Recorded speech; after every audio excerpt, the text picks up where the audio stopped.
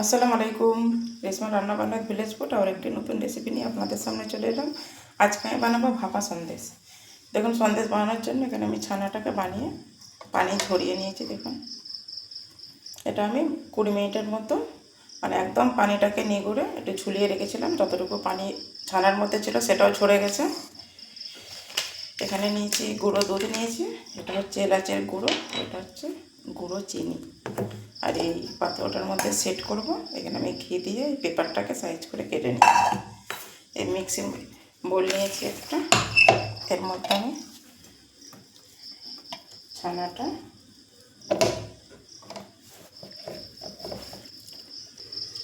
ছানা দিয়ে দিয়েছি। এবারে চিনিটা, এই মিষ্টিটা খুব মিষ্টি হয় না, সেই মতো আমি অল্পই দিলাম। এখানে আমি 250 গ্রামের মতো প্রায় ছানা আছে আমার।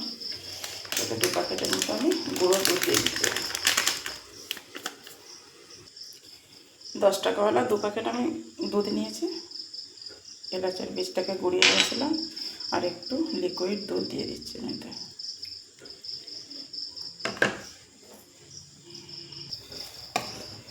একটু এভাবে ফেটে নেব।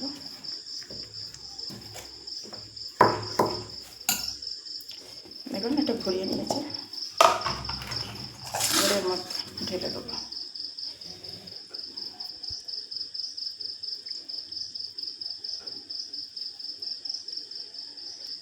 এবারে এভাবে একটু ঝাঁকিয়ে নেব।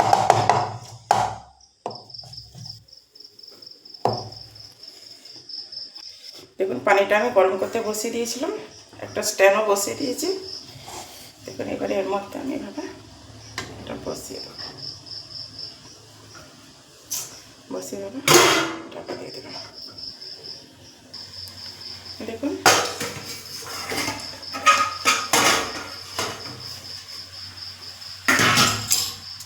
ভাপাটা আমার হয়ে গেছে। দেখুন, একটা টুথপিক নিয়েছি কাঠি।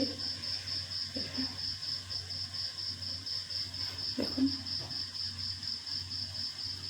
এবার আমি গ্যাসটা বন্ধ করে দেবো, দিয়ে একটু ঢাকা দিয়ে 2 মিনিট পর চেঞ্জ করবো। দেখুন, এবার ঠান্ডা করে নিয়েছি।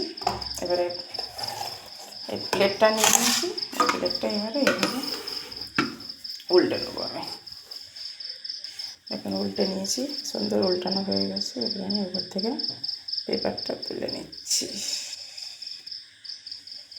এটা পেপার দিয়েছি বলে এরকম একটু কালার এসেছে।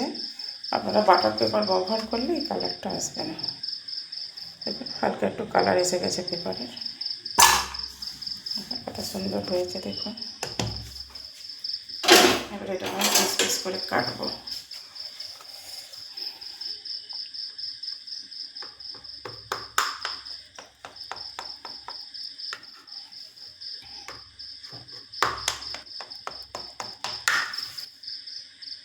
দেখুন, পিস পিস করে কেটে নিয়েছে।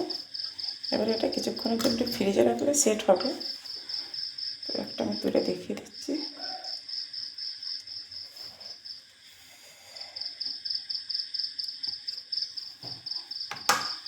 দেখুন, কত সুন্দর ভিতরটা হয়েছে। অবশ্যই বাড়িতে ট্রাই করবেন এভাবে, কমেন্টে জানাবেন। ইউটিউবের চ্যানেলটাকে সাবস্ক্রাইব করবেন, ফেসবুকে যদি দেখেন ফলো করবেন, পাশে থাকা বেল আইকনটিতে ক্লিক করবেন, নতুন নতুন নোটিফিকেশান আপনাদের কাছে পৌঁছে যাবে। আল্লাহ হাফেজ।